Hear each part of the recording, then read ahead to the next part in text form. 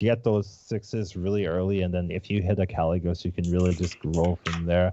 My Ev does have one of the highest 8th win percentages for a top tier hero, so you definitely don't want to hit that side of the bracket and just whiff on everything. A start like this, however, a start like this will prevent those type of whiffs from happening. So Tom's looking really happy about this start, and probably will just take the 2 tokens here. Collins, this shop is illegal. He starts off with a token, imprisons another token, and he has the Dex Swabby in the shop, so he's able to level at a decent rate as well. Doesn't necessarily need to level 2 turns from now. He could do it next turn, or he could just like, I don't know, just hit triples really, really consistently. Yeah, he's happy. He's happy at this point. We'll see if it continues, right?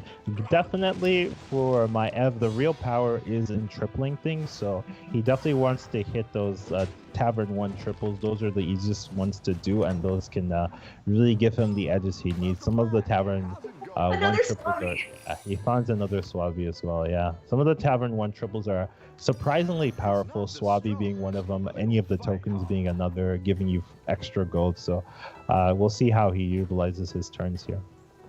Okay, SilverName is going for the Akazamzarak curve that I'm more used to, and I think it's because he didn't pick up a token on the first shot. So Collins, for the early game secrets, what are you mainly looking for?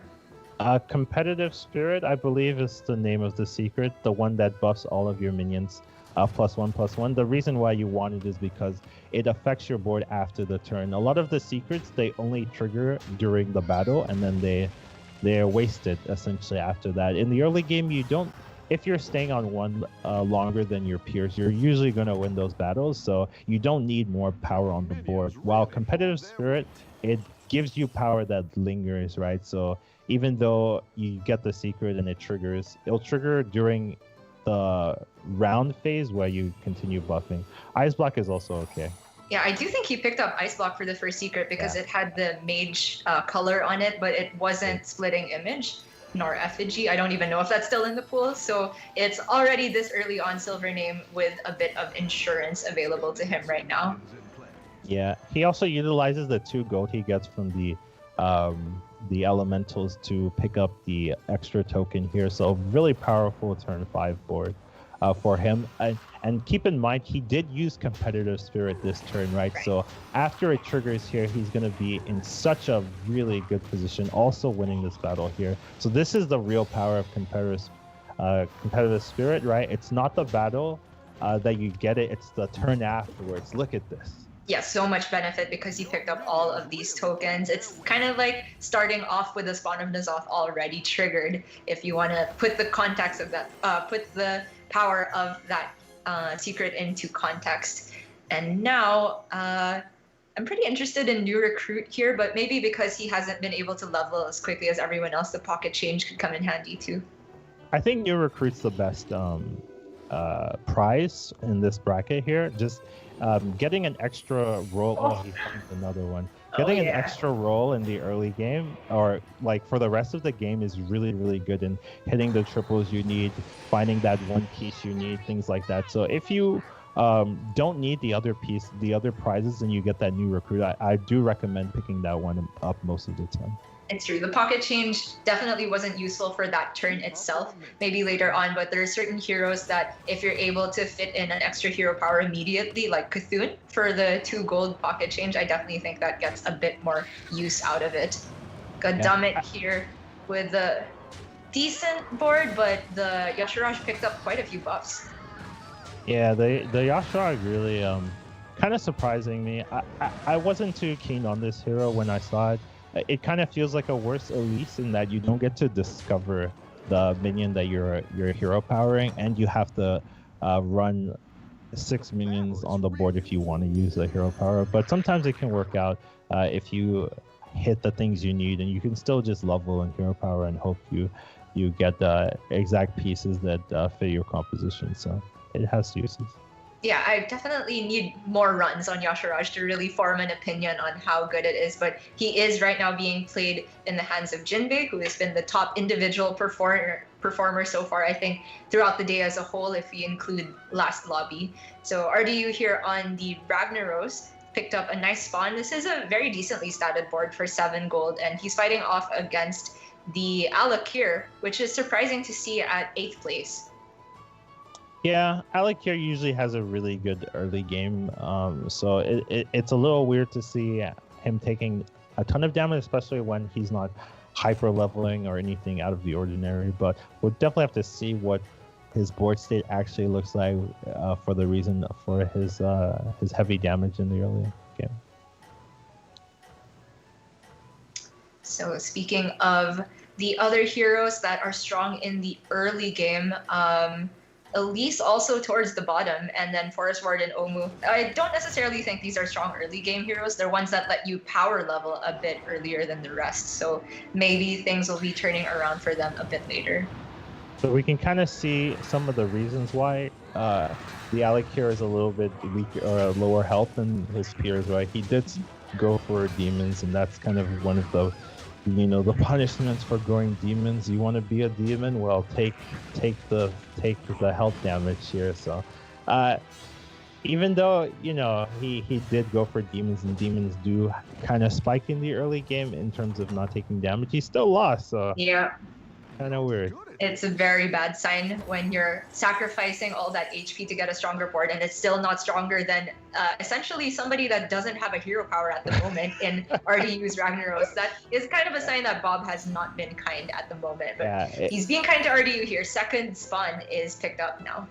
Yeah, it's definitely true, right? RDU technically doesn't have a hero power, and Alec here has one of the better early game hero powers, and you're still losing. So yeah, that is definitely a rough situation to be in there.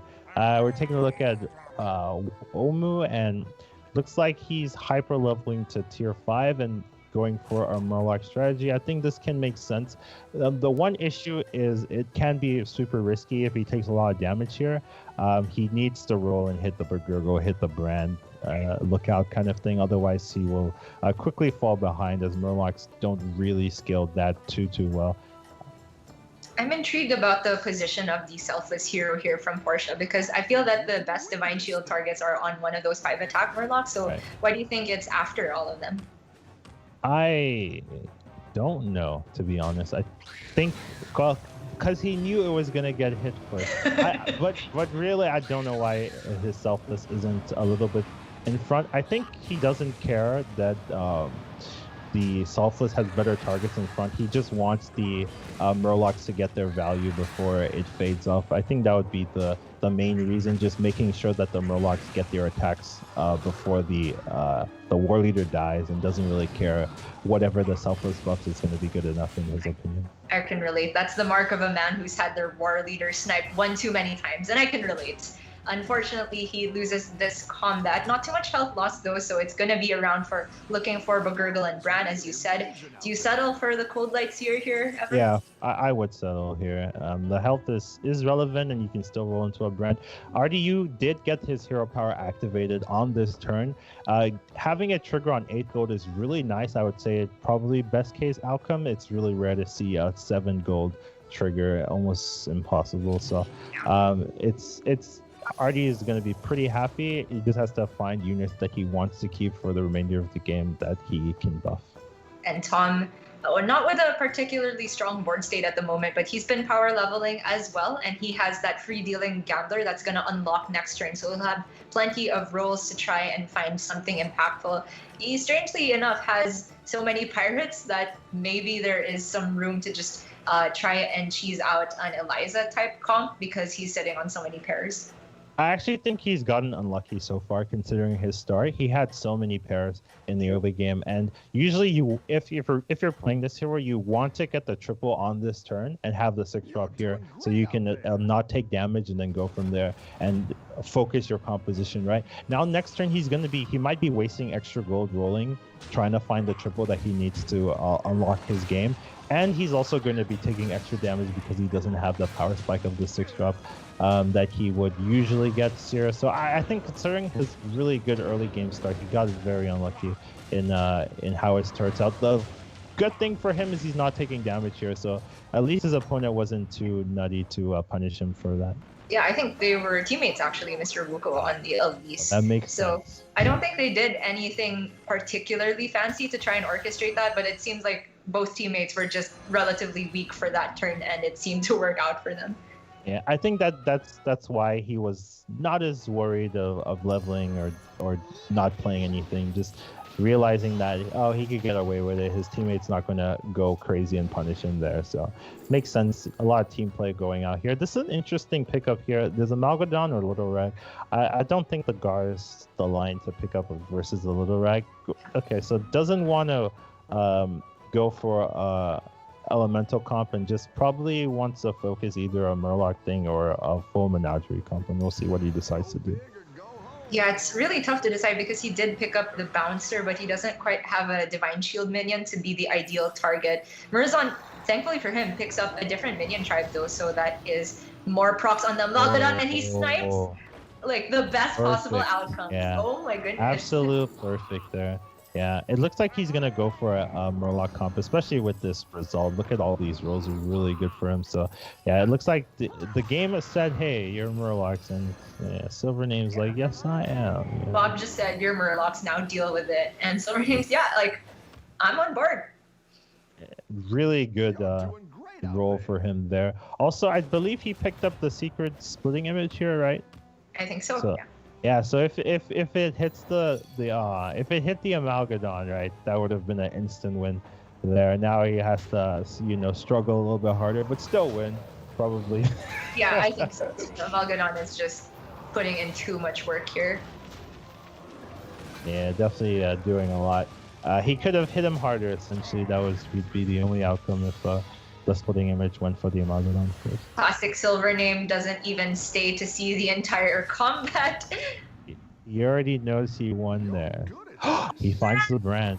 Oh my goodness, with a jug immediately available too. Yeah, this is a massive turn for SilverName. He can really get a lot of stats here and really solidify his board presence. This does remind me, I did want to mention, I think the Secret Guy has been a standout performer in terms of consistency in this tournament. I definitely want to take a look at all the hero placements, and I do think just the Secret Guy with the ability to ice block everything, just making the players that pick them up very safe and very reliable top 4 finishes. It is true. Well, it's been a while since we've seen big demons come to fruition here, and Goddammit does have access to second floating watcher, but he has so little health to work with and only the single Wrath Weaver. I wonder if he has time to actually build these up, because he can essentially only play a handful more games afterwards. I would definitely go for it. I think 12 HP is enough, especially if you have 2 of them. You're getting +4 every demon pickup, and it's not like you're losing out on too many things, right? You're going to be playing the demons anyway, so you may as well just put yourself to 1 and then hope you can beat everyone up, right? You're going to die to 1 hit anyway, so you may as well just put yourself as low and painfully as possible. Is he fighting a teammate or anything? Yes. He is. Okay, so I was wondering why he wasn't doing anything, because I would definitely pick up that second pair and then maybe even play it right now, but it looks like he's feeling confident and feels like he doesn't need to do it. Oh, he's okay. So that means he'll miss a buff on the other floating watcher. Yeah, I don't know about that one. Yeah, I don't think it's worth it, especially since you know what your opponent's running. You should definitely be able to put yourself in a position where either you need all the power and you put a second floating watcher, or you don't need the power at all and you don't play that. So kind of a weird thing to go for the compromise position where you play the buff instead of playing the floating watcher. I think if you were going to do that, you just play the floating watcher here and just say, okay. Yeah, I find that super weird. It could be that he was thinking that if he plays the second floating watcher, he has to sell one of his pairs to try and make room then for the buff. But I do think that over a pair, he might sell the Champion of Yasharaj instead. And in any case, they still managed to orchestrate SilverName not proccing the ice block yet. So in some ways, it's a small victory. But oh my goodness, all of these demons and triples. Yeah, yeah. So you can see it's he's getting the payoff now this turn. We don't get to see it though, but imagine, oh, the triples, oh, the buffs. It's so good, you know, it's happening, and we can't see it though, but we can imagine. Are you with somewhat of a menagerie comp here? Many different minion tribes represented to buff that Mithrax, but the problem with dedicating the rest of the board to buffing your Mithrax means that a lot of the time the rest of your board is trash outside of the Divine Shield minions. Yeah, he wants the Baron, I assume, right? The only issue is that so I think he's gonna take the 6/10, the Imama and the Baron, I'm assuming. The issue, yeah, so he is taking the Imama. The issue is that he can't put the spawn first because of the Ragnaros buffs. It won't make it. So that's the reason he's skipping the Baron, because the spawn loses a lot of value there. He's not playing the Imama here. I find that okay. So he's selling the spawn. Okay, makes sense. That makes the most sense to me. He's going all in one direction, because if you take both the Mama and the Baron, it's kind of like giving up space for tempo. But I think he has enough health to play with that he should go for maximum buffs on the Mithrax. Misses one roll at the end there, but not a huge deal. Yeah. Unfortunately, we can now see the finalization of the Alikir turn there, where he really got a lot of value and good moment there. So now he has a board that's looking realistically threatening. Unfortunately, it's not good enough. So he died. It was a valiant effort. I actually didn't think he was gonna die here. His board looked pretty good, but Artie's board just seems to be better there. Yeah, the Divine Shields were a bit too annoying at the end there. I can't even count the number of times I've ended with my opponent having nothing but the second half of their Bronze Warden left. Yeah, definitely a frustrating situation for Good Dummit there. He looked like he had a really good turn there that could show up, but just the Divine Shields and the big buffs on the Divine Shielded minions just allowed him to overcome that demon composition.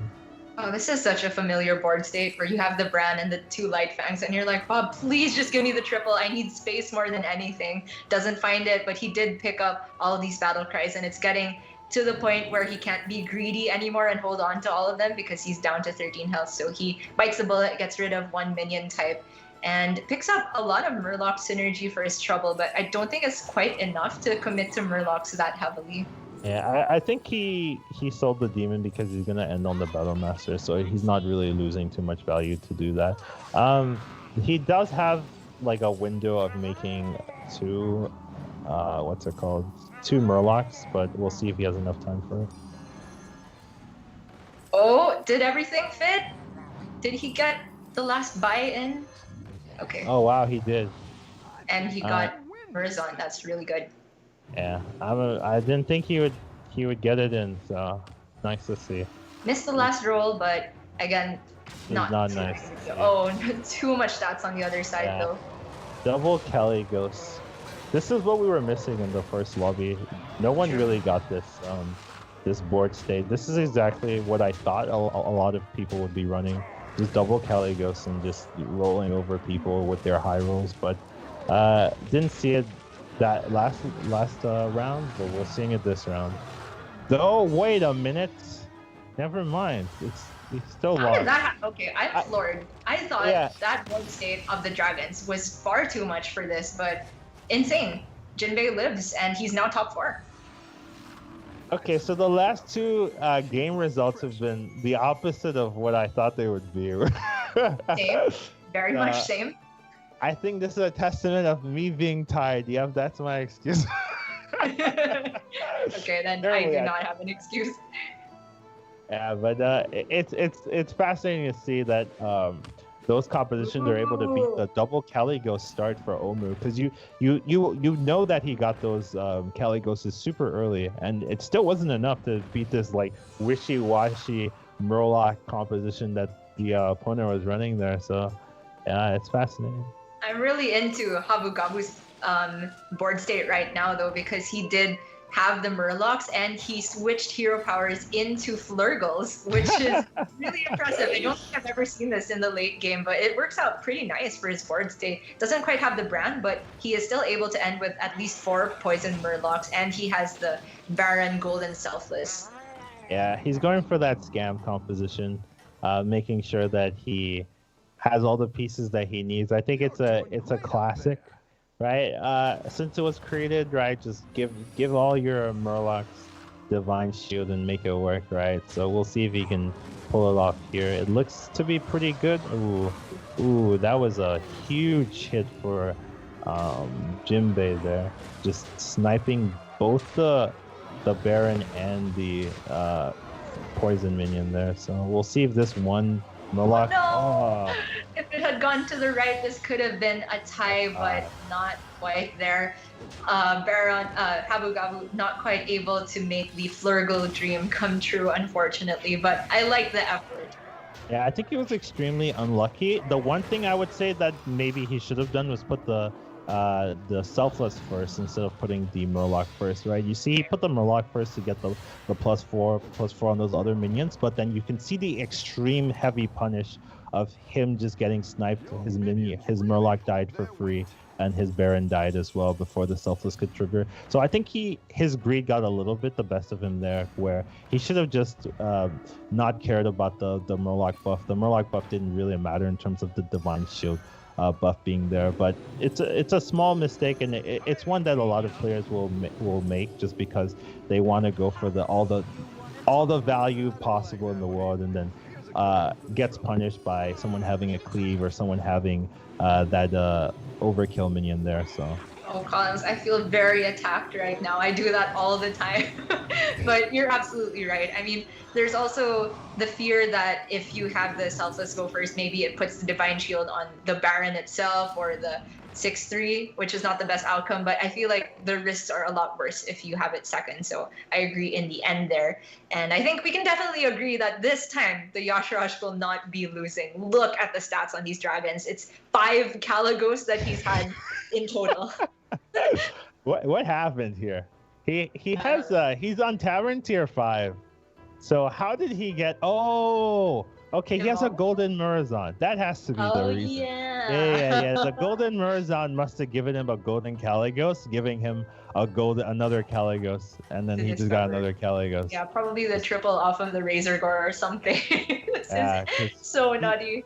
Yeah, this is a Tavern tier 6 type of board, but he's on Tavern tier 5, so you can really see sometimes the high roll Murazons can just give you everything you want and more, and he just has the pieces to win the lobby here. This is giga illegal, but SilverName has been sitting on the ice block since like turn 2, so it's not going to be immediately lethal. Yeah, it's nice if you have an ice block since turn 2 and you never have to use it, So and you're top 3, so. I don't think he's too sad, but he is a little bit sad once he sees Jinbei's board and is just like, oh, okay. Yeah, meaning that we don't win these. Very impressive. Yeah, Jinbei looking like a strong favorite to win back-to-back lobbies, which is huge. And it's not like Portia finished at the lowest possible slot, even if you're 6th place. If your partner gets first for 2 lobbies in a row, it's definitely still going to end up in the positive realm.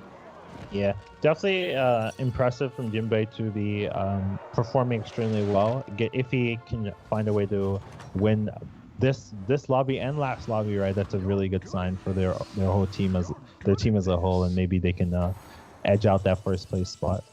So in terms of trying to beat Jinbei, is it possible if you have like a small bumper taunt to eat the Nadina attack without killing it and then some poisons? Is that the way to go? Maybe it's not possible for RDU at this point, and SilverName also just lost to Jinbei, so One of them maybe. Obviously, one of them will be facing the ghost. Yeah. And that's SilverName, so maybe he has time to put together a win condition. Maybe there's something he can do with Ghoul if he has it proc after Nadina, something like that.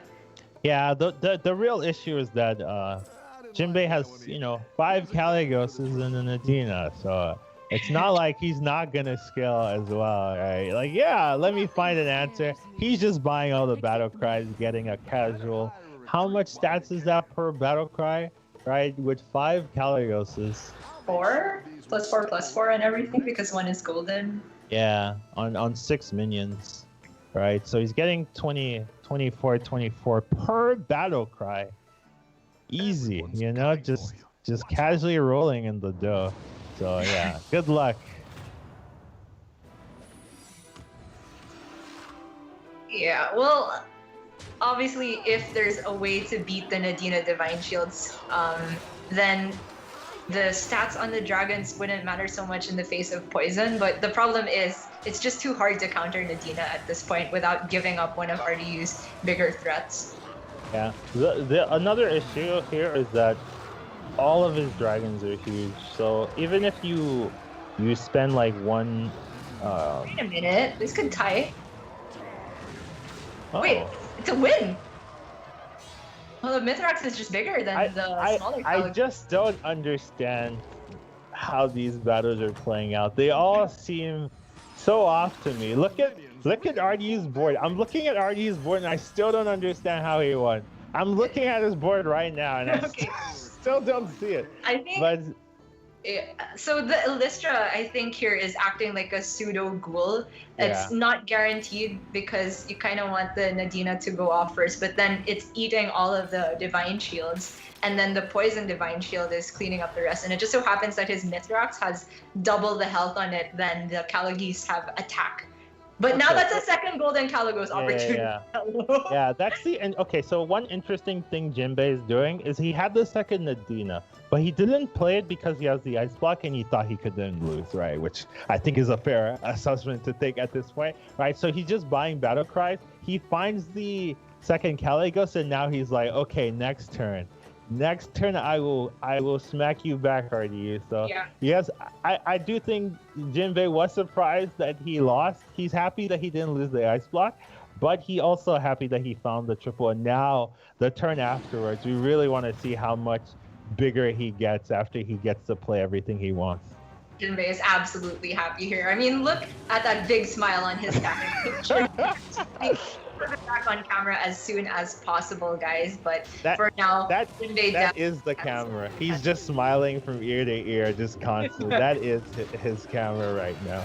Doesn't even need to move a muscle because he knows what next turn is going to be. He has all those battle cries saved up in the bank. But now the focus is, of course, on RDU versus SilverName. There's all of these plants for SilverName that can proc the Divine Shield off of the Mithrax. So that means it's going to be SilverName's win, but it's not lethal damage. I really want to see how many stats Jinbei's getting this turn. I really want to see where he starts and where he finishes. I'm just a lowly pleb that has never had 2 golden Caligos at the same time, so I want to live vicariously through Jinbei. It's quite nice. It definitely is. I think here he's going to take the Doggabone. I think Dogbone's probably one of the better things. Giving Divine Shield on a minion and +10/+10 does do a lot. The Wind Fury is pretty relevant as well if you can get it on the cleave. So we're taking a look at his minions, right? He has what's the smallest minion at this moment? A 79, right? And we'll see how it ends up for him. He still has a couple more battle cries to play. And he picked up his own treasure as well. It's not quite give a dog a bone, but to be fair, with give a dog a bone, you almost never give a beast a bone, really. It's a Murloc that you're giving a bone. But he did pick up the one that lets him discover treasures from every tavern prior here, and now he has the chance to double the attack on his Divine Shield if he wants. Is there time to get everything done? As long as he puts the Nadine on board, he's all... that's huge. Oh my god, the brand hero power. Nutty. So nutty. Yeah. But this I like won't the even need it. yeah, I like the gold, the unlimited coin here. Even though he has 1 turn, it does give you 2 gold, and I don't think he needs another tier 6, right? Even if he gets a Caligos or something, right? He doesn't need that kind of thing. So I probably would have went for the gold. He also would have been able to buy the extra battle cry. Not that he really needs it, like his minions are nuts, but it would have been interesting. So he, in most circumstances, will still take the win here. We've guessed wrong so many times that I don't want to call it just yet. The plan started putting in work for SilverName, but it won't be lethal just yet because I think SilverName has another ice block, which Looks means like a tie. yeah. Okay, so that means that Jinbei has to sell something to make room for all of the battle cries he'll get from his new hero power. But what in the world do you sell with this board? It's too strong. Maybe an 88 AD. I don't even know. I guess you could sell the golden Murazon if anything. If you have faith in finding another Nadina, you could sell that, but I absolutely would chicken out here and just sell the Murazon instead. We're getting to the point where even if he ends with a poison, a relatively small poison instead of a dragon, it's not that big a difference. Yeah, the reason that they tied there was because his Nadina died relatively out of order, right, where he still had a lot of divine shields left. He's keeping an Elystra in his hand, right? Eventually he's probably gonna play that, replace that with maybe the Murazon or something like that, and then the order will be more clean, where he'll get the extra refreshes in an optimal manner. So Jinbei still has more cards up his sleeve, even though he doesn't need it. He kind of needs it since he's been tying and losing, but he technically doesn't. Like, all the pieces to win are there. He just hasn't solidified it yet.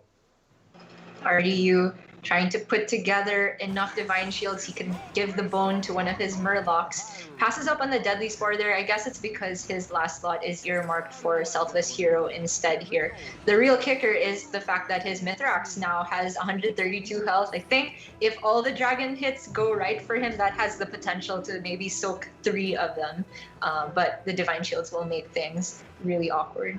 Yeah, it's about turn 18, maybe turn 17, turn 18. There's still 3 heroes, and 2 of them have ice block as well. So it's one of those games again. Definitely is. Yeah. You would think that the 100 statted dragons with double Nadina would easily beat everyone else, but no, they're struggling actually to deal with the compositions that our players have created here. So you can really see how effective these players are at creating frustrating comps to deal with, even when your opponent has massive dragons that just beat you down. It's still a hard fought match for him. RD unfortunately goes down here in 3rd place. Habu Gabu got 4th, so it's not like they had a bad showing here together, but he still looks like he wanted to get a better placement there for his team. For sure. You can see the frustration on his face. There was, I guess, not enough health on the Mithrax to soak more than 2 attacks. My mistake. But I was actually interested in Ardu's Elystra placement there. It actually did end up attacking once, so he kind of wasted 1 Divine Shield proc, potentially. I wonder why he didn't have it a bit farther back. Some people put it early because they want the Elystra to attack a Divine Shield from the opponent as well, and don't really care about the extra divine shields that they give. I think it's not too great here because you know exactly what your opponent has, right? He has the Nadina, so you're going to get the divine shield value from the Nadinas. Maybe he was trying to position in a way that he attacks the Elystra attacks when the second Nadina would attack back. It's it doesn't waste that extra attack, but there's a lot to think about there in order to get the positions perfectly correct. Oh, very interesting from SilverName here. The Ghoul looks super counterintuitive because he has so many divine shields on his own minions, but he's trying to bank on it proccing after the 2 Nadinas on the other side go off. Unfortunately, it only procs after 1. Yeah, it's still a decent strategy to deal with his board. So I still like what he did. And it looks like it has a good chance of working out for him. Yeah, it's gonna work out. Yeah, he does win. Yeah, so he finds a way to deal with Jinbei's board. We keep thinking that Jinbei is just gonna casually win this, but you can really see the skill level of our players here, right? I would say in any other lobby, like everyone would give up, just like, oh, is that a is that 6 Cali Ghost double Nadina composition with Golden Razor Door? You get 6 battle cries every turn? I'm just gonna concede, but you can really see that they're fighting tooth and nail to find every single way to to deal with this composition, right? And it really goes to show you how skilled these players are. It's really impressive. Everything down to the positioning too. But the question is, how does Jinbei get stronger from this point? Honestly, the stats on his dragons don't matter anymore. They are big enough that they can kill anything on the other side in one hit. But the problem is it's poison on the other side. So what he needs is utility more so than battle cries. That's why he's skipping out on all of these battle cries here. There's a ghoul, there's a deadly spore. I don't know the way to figure out how to counter on the other side, because SilverName could be switching around his ghouls and Illustras as well. It's too complicated, Collins. This is more of a positioning game than anything right now. You know that your opponent has a ghoul, so there's not really any need to put your Taunted Nadina in front. I'd probably put the Divine Shield Dragon in front, and then maybe put the Nadina far back and just see if you can outplay your opponents in positioning. I really think the positioning is really what matters here, not really anything you do with what you buy at this point in the game.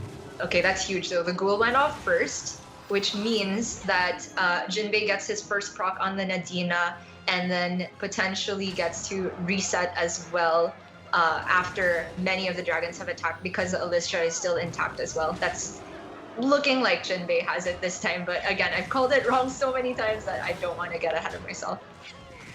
Yeah, it's pretty good positioning for Jinbei here to get his Nadina to refresh in an optimal way. I really like his use of the Illustra to prevent the taunt getting dealt early. So you can really see, look how massive of an outcome this game is, how different of an outcome this game is, and it's all due to positioning. He didn't change a single card, right? So you've got to stop focusing on buying new minions. Once you get into these late game situations, a lot of people still spend their turn thinking about what minion to buy, when that doesn't matter at all. What really matters is, how do I position a way to counteract what my opponent is trying to do? That's really what's going to win you these lobbies. So once you get into these situations, they're kind of rare, so a lot of people don't have practice dealing with this kind of thing, but once you get down to these one-on-ones, it's really all about positioning and how to utilize those things. Ghouls and stuff also help with that. So it's usually like ghoul positioning and like finding that key piece, right? Maybe a second Nadina or something like that. Everything else doesn't really matter. The goal doesn't matter and things like that. So well said, Collins. It's really a pleasure to get to watch these two top players from different regions battle it out in these one-on-ones. And every single point matters so much here, because if you looked at the first two groups of the day, there were lobbies that ended up such that the totals were 2 points or less apart. So one first place versus second place finish could determine who ultimately gets to walk away with $15,000 in this tournament. You cannot take these things lightly. That Amalgadon is bait, by the way. I think that's very obvious, right? They're both Divine Shield poison, but just to reiterate that it won't help him there. Well, this is a big deal now that the Zap attacked before Yashraj did, and Yashraj did not attack the ghoul, so that is going to completely neutralize the first Nadina proc, and now it feels like SilverName has taken this game. So you can see he counter positioned too, and also another thing that was huge was the secret that he got, the Divine Shield, right, giving him an extra attack as well, so that his minion stays alive to get the Divine Shield back from the Nadina as well. So that Divine Shield reapplication really, I think, won him that round there. So that secret from Secret Guy doing a lot of work in winning him that lobby. So very complicated game, especially in the end. I think it went to like 20 plus turns back and forth, and you could see that